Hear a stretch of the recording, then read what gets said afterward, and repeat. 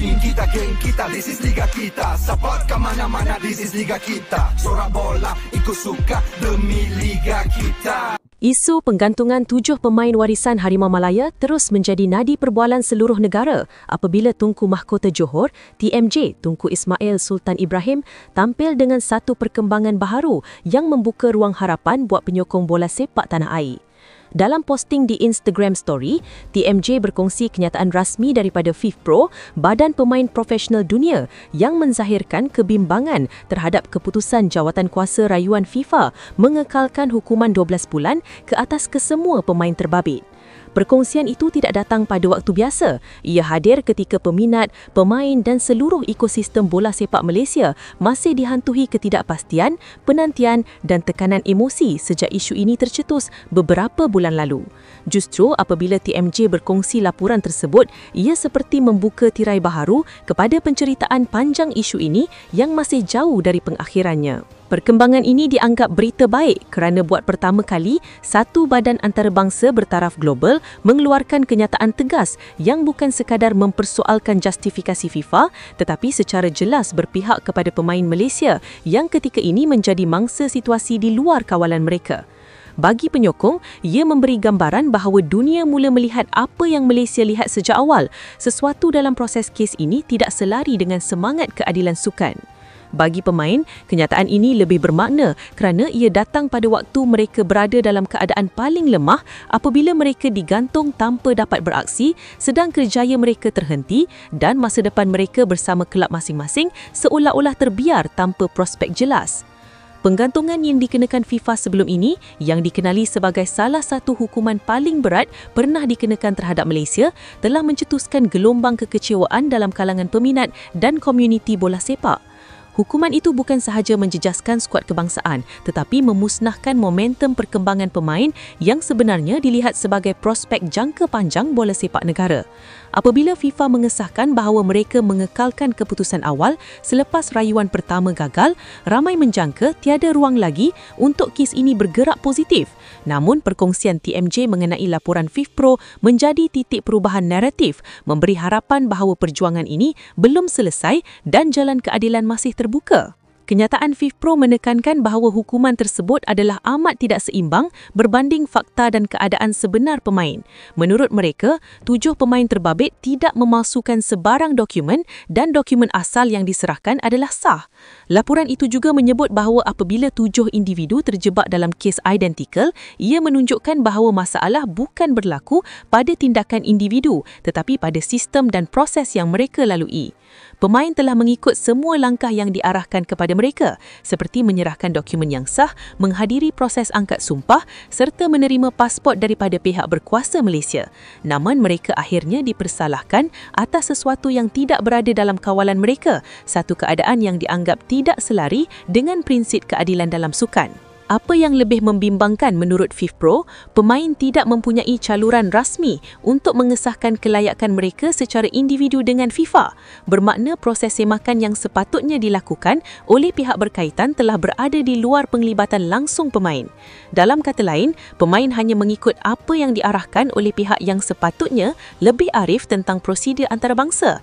Apabila kes disiasat, hasil semakan itu seolah-olah menunding jari semula kepada pemain yang sebenarnya tidak pernah diberi peluang untuk memastikan sendiri keabsahan dokumen yang dihantar bagi pihak mereka.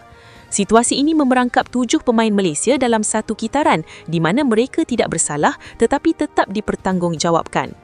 Kenyataan sebegini daripada FIFPro membawa kesan besar kerana ia bukan sekadar laporan tetapi sebuah pendirian rasmi daripada badan antarabangsa yang berautoriti dalam menjaga kebajikan pemain profesional seluruh dunia.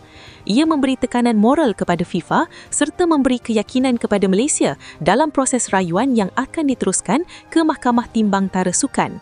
Dalam konteks ini, perkongsian TMJ menjadi sangat signifikan kerana ia menunjukkan bahawa isu ini bukan lagi setakat krisis dalaman Malaysia tetapi kini telah menarik perhatian entiti global yang mempunyai kapasiti untuk mengubah haluan kes ini.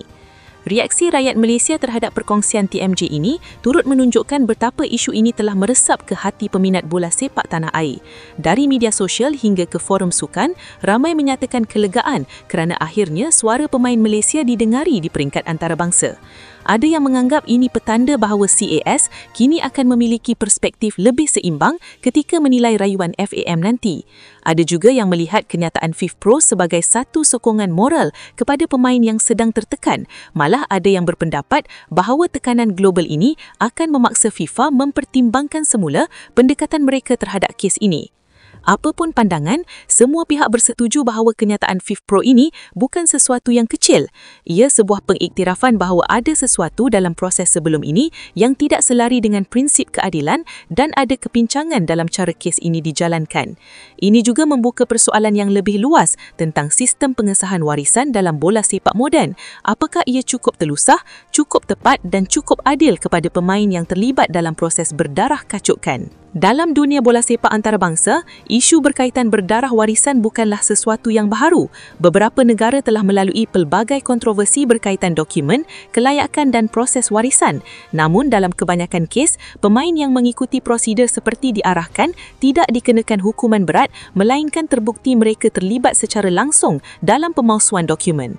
Dalam konteks Malaysia, 7 pemain ini menjadi contoh unik kerana mereka dihukum seolah-olah pihak yang memalsukan dokumen itu mereka, sedangkan siasatan menyatakan sebaliknya.